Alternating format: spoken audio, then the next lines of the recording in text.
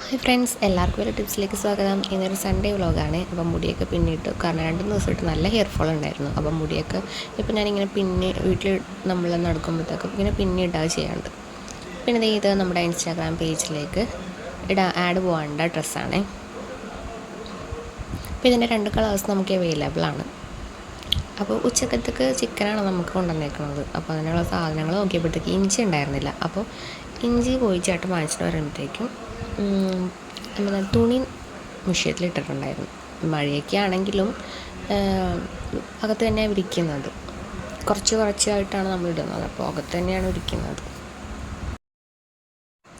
അപ്പോൾ അതൊക്കെ ഒന്ന് എടുത്ത് ഒന്ന് വിരിച്ചൊന്നിടണം. അകത്ത് തന്നെ ഒന്ന് വിരിച്ചിടണം.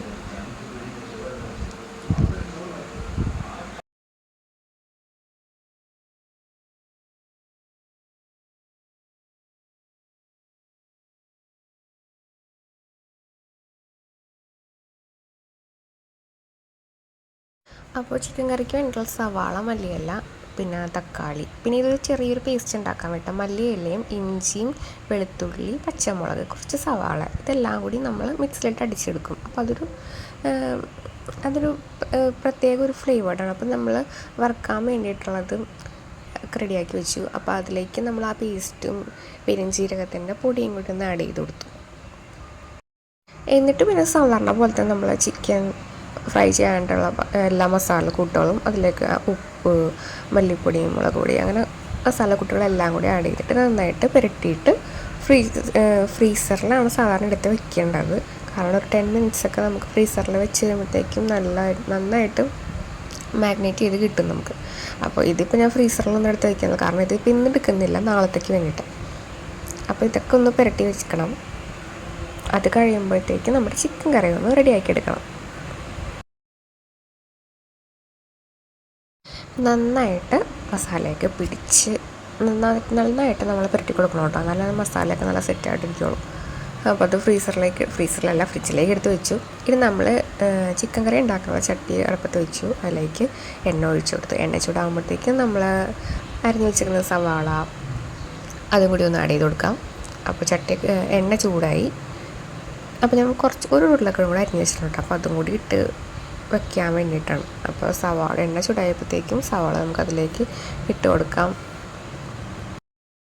പിന്നെ ഇത് നന്നായിട്ട് നല്ല ബ്രൗൺ അല്ല, നന്നായിട്ടൊന്ന് വാടിക്കഴിയുമ്പോഴത്തേക്കുമാണ് നമ്മൾ ഈ പേസ്റ്റ് നമ്മൾ റെഡിയാക്കി വെച്ചില്ലേ, ഇഞ്ചി വെളുത്തുള്ളിയും കൂടിയാണ് സാധാരണ ഞാൻ പേസ്റ്റ് ഉണ്ടാക്കുന്നത്. അപ്പോൾ ഇന്നൊന്ന് സ്പെഷ്യലായിട്ടൊന്ന് മാറ്റി പിടിച്ചു.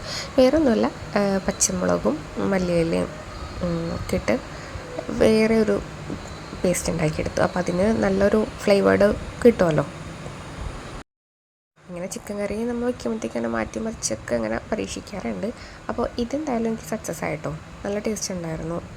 ഇങ്ങനെ ഒരു പേസ്റ്റ് നമ്മൾ റെഡിയാക്കി മസാലക്കൂട്ടുകളൊക്കെ റെഡിയാക്കി അതിലേക്ക് ഇട്ടപ്പോഴത്തേക്കും നല്ല ഒരു ഗ്രേവിയൊക്കെ ആയിട്ട് നമുക്ക് നല്ല സൂപ്പറായിട്ടുള്ള ടേസ്റ്റി ആയിട്ടുള്ള ചിക്കൻ കറി കിട്ടി.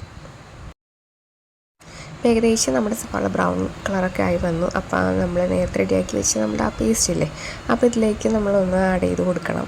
ആഡ് ചെയ്തിട്ട് അത് നന്നായിട്ട് ഒന്ന് ആ ഒരു പച്ചമണമൊക്കെ നമുക്ക് മല്ലിയിലേക്കിട്ട് അടിച്ചതല്ലേ, ഇപ്പോൾ നന്നായിട്ടൊരു പച്ച കുത്തലുണ്ടാവും. അപ്പോൾ അതൊക്കെ ഒന്ന് മാറുമ്പോഴത്തേക്കും